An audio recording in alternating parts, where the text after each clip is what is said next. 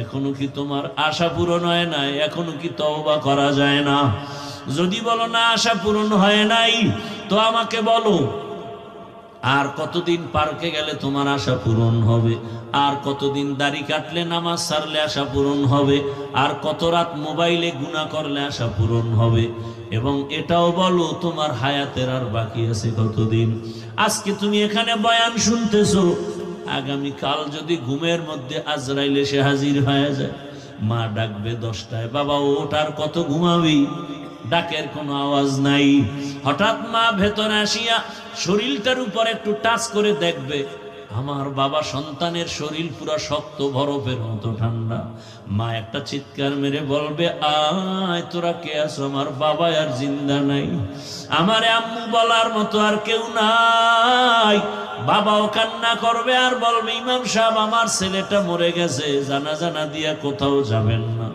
সবার মধ্যে কান্নার আওয়াজ, তোমার আমার গায়ের গেঞ্জিটা বেলেট দিয়া কেটে কেটে রেখে দিবে। তোমার আমার ঘড়িটা আর একজনে হাতে নিয়ে বলবে, ঘড়ির মালিক আমি। মোবাইলটা আর একজনের মালিক হয়ে যাবে। তোমার আপন বন্ধুটা নাম্বার ডিলিট করে বলবে, আমার বন্ধু নাই, মোবাইলের নাম্বারটাও রেখে লাভ নাই। এবার তোমার বাবায় কাঁদবে আর বলবে, বাজারে কেউ যাও, কাফন কিনিয়ে আনো। আবার এক দলকে বলবে, পেছনে যাও, বাঁশবাগানে কবর খনন করো। আর এক দলকে বলবে, ঘরের পেছনে গরম পানি কর, মশারি টানাও। আমার বাবারে চির বিদায় দেওয়ার জন্য রেডি হও। গোসল করায়া যখন কাফনে পেঁচায় ফেলবে, যখন খাটে নিয়ে জানাজার ময়দানে নিবে, জানাজা জানালা দিয়া মা কাঁদবে আর বলবে, আমার বাবারে কোথায় নাও? লোকেরা বলবে, চির বিদায়। জানাজার ময়দান থেকে কবরে রেখে রাখা হবে। যেই মা রাতের বেলা উঠা উঠা আমি ঘুমাইছিলাম, কিন্তু মা মাঝে মাঝে উঠা খবর নিছে।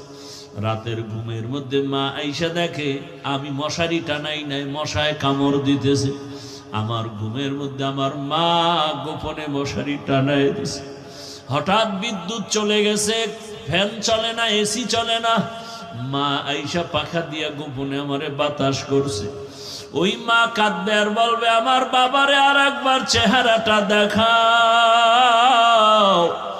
আর জীবনে চেহারা দেখা হবে না।